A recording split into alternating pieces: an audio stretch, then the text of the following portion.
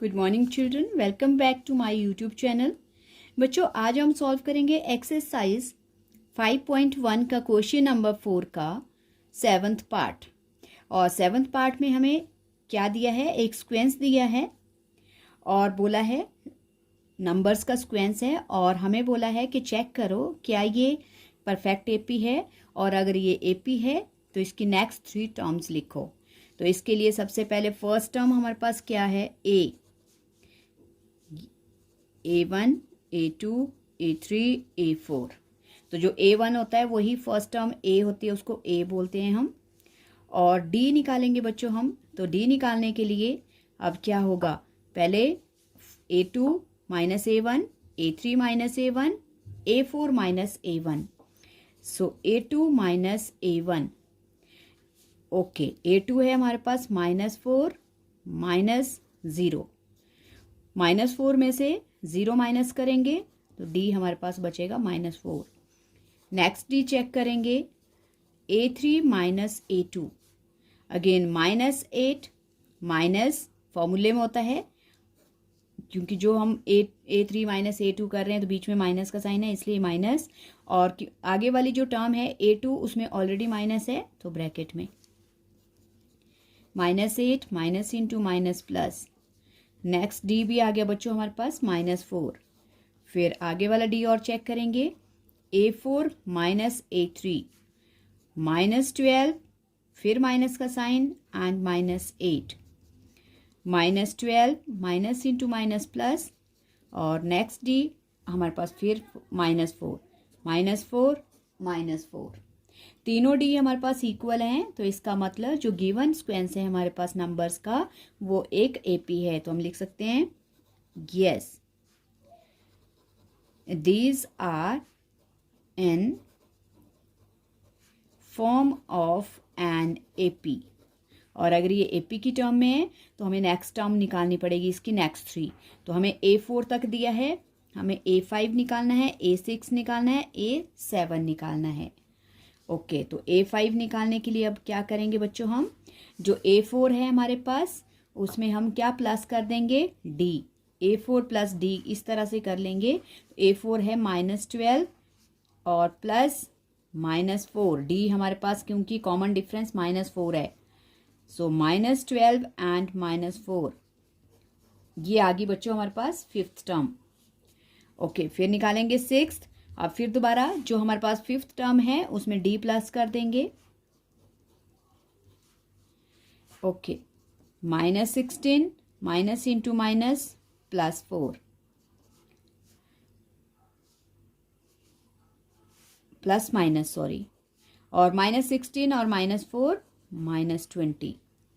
फिर again 7th term A6 में जो हमारे पास 6 टर्म आई है उसमें फिर कॉमन डिफरेंस प्लस कर देंगे, -20 प्लस -4। -20 and -4 will be -24। तो ये आ गई बच्चों हमारे पास तीनों terms.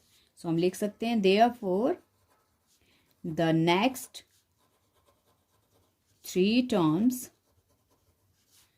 Of an AP are -16, -20, -24। Okay, ये था बच्चों 7th पार्ट। अब है हमारे पास 8th पार्ट। और 8th पार्ट में भी हमें इसी तरह से स्क्वेंस दिया है चेक करने को, -1/2, -1/2, -1/2, -1/2। ये हमारे पास 4 टर्म्स दी हैं। फिर इसमें हमारे पास फर्स्ट टर्म A1 है, ये है A2, A3, A4। ओके, फिर कॉमन डिफरेंस चेक करेंगे, पहले इन दो के बीच का A2 माइनस A1। A2 है हमारे पास -1/2 एंड माइनस A1 है, A2 है -1/2 और A1 भी है हमारे पास बच्चों -1/2। ओके, तो ये हो जाएगा -1/2 माइनस इंटू माइनस प्लस 1/2।